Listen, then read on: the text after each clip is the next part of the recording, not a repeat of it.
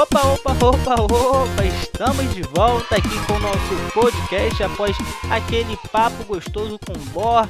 Então, aquele rápido intervalo, aquele breve intervalinho só para você tomar uma água, tomar um suquinho, um refrigerante, ou então pegar o seu lanchinho, né, para reabastecer as energias aqui no nosso podcast. Então, galera, como eu já havia dito, já estamos indo para o nosso terceiro e penúltimo bloco aqui no podcast do R6pedia. Infelizmente, estamos indo para o fim da nossa programação, mas calma lá que eu garanto que em breve eu vou trazer muito mais conteúdo e outros entrevistados aqui na nossa mesa, cara. Tem muita coisa boa vindo por aí, então fica de olho e não sai daí não. Então, galera, é isso aí. Agora a gente vai ao que realmente interessa. Nesse bloco a gente vai tratar de um assunto mais sério e mais importante, que você não deve se imaginar, mas é de suma relevância nos esportes eletrônicos hoje em dia, cara. Agora a gente vai falar sobre a psicologia. Você deve estar se perguntando, Ian, o que tem a ver psicologia? O que ela interfere? Cara, a psicologia, só fazendo um resumo aqui bruto, a psicologia é a ciência que estuda os processos mentais e o comportamento do ser humano. Então, ela vai agir diretamente nos esportes eletrônicos. E para falar desse assunto com muita propriedade, eu tive o prazer de convidar um grande profissional da área, ele que é formado em psicologia esportiva na PUC aqui do Rio de Janeiro. É uma faculdade renomada, não só no estado, mas no Brasil todo, cara. Olha a responsa. E ele também já passou por grandes equipes, seja no esporte em geral, como também nos esportes eletrônicos. Então, chega mais, Lucas Alt. Tudo tranquilo, querido? Seja muito bem-vindo e obrigado pela sua participação aqui no podcast. Opa, fala aí, Ian. Tudo bom? Rapaz, muito obrigado aí por esse convite. Estou muito feliz de estar aqui participando deste podcast. E vamos lá. É isso aí, Lucas Alt. Novamente, eu agradeço a sua participação. Então, vamos que o papo tá maneiro, muito interessante. Cara, para começar o nosso papo aqui, já vou jogar logo aquela pergunta de cara. É só você matar e fazer o gol. Então, cara, como é que você chegou aos esportes, cara? Foi uma coisa planejada ou simplesmente foi uma oportunidade que surgiu e você falou, cara, eu tenho que abraçar porque essa é a chance e não vou deixar passar? Então, sempre tive um desejo de trabalhar com jogos. Eu sempre joguei, sempre fui gamer, tanto console, computador. E sempre tive essa vontade, né, de poder também trabalhar um pouco, né, com esse prazer meu. Mas eu não tinha planejado em trabalhar como psicólogo, né? Isso aí foi surgindo ao longo aí da minha vida. Em 2018 eu tive uma oportunidade na equipe da 2Q Game, uma equipe de Rainbow Six Siege. A gente estava competindo na Challenger para ir para a Pro League, e aí eles me convocaram, e ali foi a minha primeira oportunidade, que abriu diversas outras portas, e estou aqui, né, 2 anos depois, ainda continuo nessa área. Mas assim, né, foi realmente aquela junção de paixões. Eu já queria trabalhar com jogos, já era psicólogo, aí quando surgiu a primeira oportunidade, falei, é isso. Agarrei e não soltei mais. É isso aí. É até porque, no caso, a psicologia, apesar de ela andar atrelada aos atletas, esse ramo, esse universo dos jogos é um universo realmente, digamos que novo, porque ele vem, apesar de. O que eu vou falar aqui é meio que um paradoxo, mas ele é antigo, só que ele vem crescendo e por ele se desenvolver ter sido desenvolvido em tão pouco tempo, ele se torna novo. Então, é muito bacana ver o Lucas aí, não só o Lucas, mas também como outros profissionais atuando na área dos esportes. E, cara, conta pra gente aí qual a importância da psicologia, então, nessa área. Eu digo que ela é importante em qualquer área, né? Não só nos esportes, né? Mas aonde tem gente, então acho que é bem importante também, né, que tenha algum profissional da psicologia ali envolvido. Mas falando, né, da nossa área, que são os esportes, como qualquer outro esporte competitivo, ele funciona à base de resultado, né, de performance, ganhar partidas, ganhar os jogos. E isso por si só já aumenta nível de estresse, nível de ansiedade e diversas outras questões psicológicas. Então, só nesse primeiro ponto aí já dá para entender um pouquinho por que é importante falar e trabalhar psicologia dentro desse meio.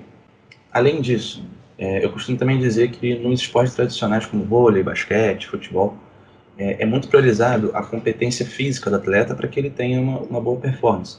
E já nos esportes, não. É priorizado a competência psicológica. Eu não estou dizendo que nos esportes tradicionais não precisa ser trabalhada essa questão psicológica e nem que os jogadores profissionais de esportes não precisam também praticar alguma atividade física. Claro que precisa. Eu digo apenas que ocorre essa importância maior, essa priorização, né, nessas duas competências, nesses dois tipos de esportes diferentes. E por que isso? Bom, nos esportes, a parte mental pode definir uma jogada, né, uma play, ou até mesmo uma partida inteira. E a gente pode até utilizar o exemplo de hoje. Hoje nós tivemos o último jogo da INTZ lá no Mundial de LoL. E eles ganharam da Team Liquid e depois perderam para a Mad Lions. E nessa partida que eles perderam, eles estiveram em vantagem em diversos momentos do jogo, diversos, mas não souberam aproveitar. Talvez por uma questão de afobação, de ansiedade ou outras questões, mas digo que essas questões foram questões psicológicas.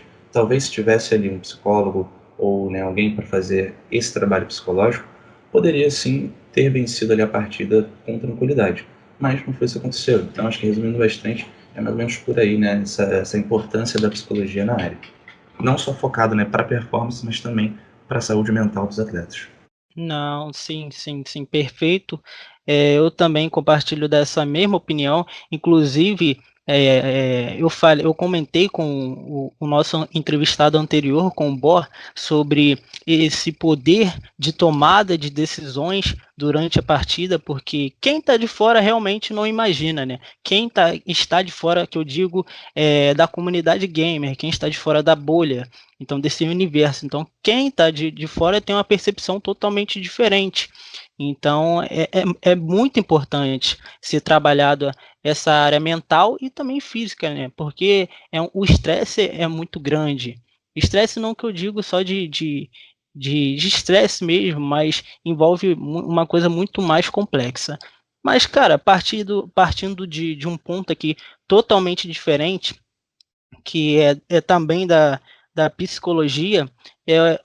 Ano passado, em março do ano passado, de 2019, houve um episódio muito violento, um massacre em Suzano, no estado de São Paulo, onde dois jovens entraram numa escola e assassinaram 10 pessoas, dentre eles alunos e funcionários daquela escola. Cara, eu gostaria de saber de você.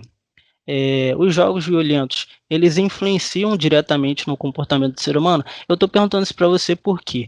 Porque a partir desse momento que houve esse assassinato e tudo mais, esse episódio lamentável, bandeiras começaram a serem levantadas e souberam que os dois jovens que praticaram esse ato, eles jogavam Call of Duty e CS. Para quem não sabe, são dos jogos digamos que violentos, mas não são totalmente desse gênero. Eles são do gênero FPS, jogo de tiro em primeira pessoa. Gostaria que você comentasse um pouco a mais sobre isso. Bom, respondendo a sua pergunta diretamente, eu diria que não. Os jogos violentos eles não vão influenciar diretamente no comportamento do humano.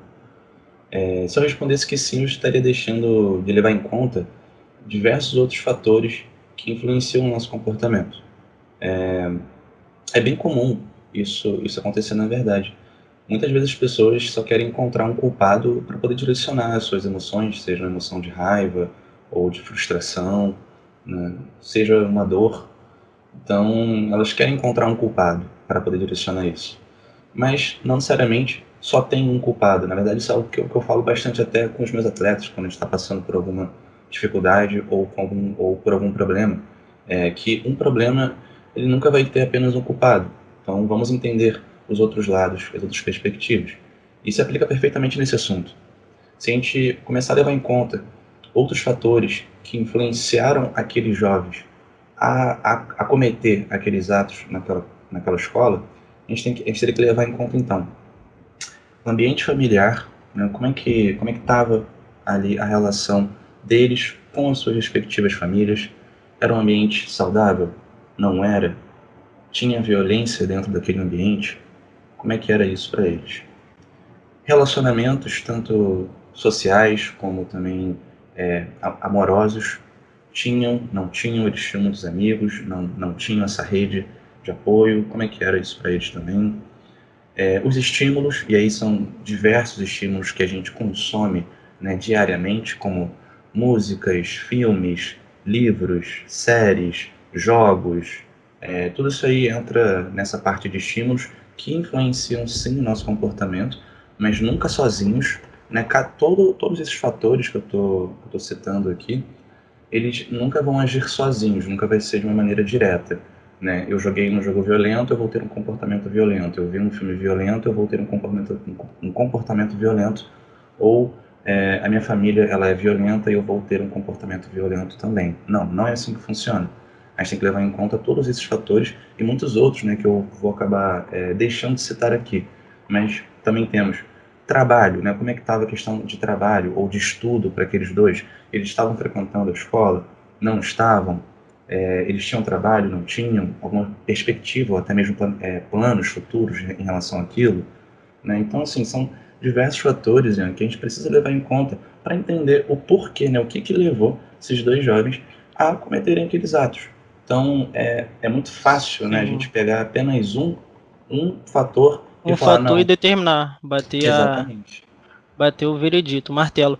É isso que você falou, é muito importante também, você analisar diretamente isso, porque é algo muito, digamos que complexo, seria a palavra ideal, porque envolve tantos fatores externos como internos. Então, já que você puxou esse assunto de influência, tirando essa imagem negativa que ainda os jogos eletrônicos possuem, infelizmente, em boa parte da sociedade, né? O que não é uma coisa totalmente diferente, mas enfim. Eu gostaria de perguntar para você, já que tem essa parte negativa, os jogos eletrônicos, eles também possuem a sua parte positiva, como influenciar também na educação, na cultura, no aspecto social? Como acontece tudo isso? Com certeza, tem vários pontos positivos que os jogos eles podem trazer para a pessoa. Do ponto de vista social, a gente às vezes acha que por ter ali o jovem dentro do seu quarto jogando, ele não está se socializando, mas na verdade, hoje em dia, nós temos muitos jogos online, na verdade, acho que a maioria, né, dos jogos que são lançados hoje, eles são multiplayer, né, é para você jogar com outros jogadores e também para você interagir com outros jogadores de diversas partes do mundo. Então, aquele jovem que está ali no quarto jogando o seu jogo, na verdade, ele está se socializando com diversas pessoas a todo momento. Então, tem esse ponto positivo. Do ponto de vista educativo, sim, quer dizer, muitos não, né? Mas alguns colégios aqui do Brasil estão começando a introduzir alguns jogos como atividade ou complementar ou até mesmo obrigatória dentro desse currículo dos estudantes, porque entende que tem alguns jogos que você consegue melhorar capacidades cognitivas como concentração, atenção, memória, inteligência, assim como também partes motoras, né, movimento dos músculos, dos dedos. Então, isso tudo aí pode ser estimulado.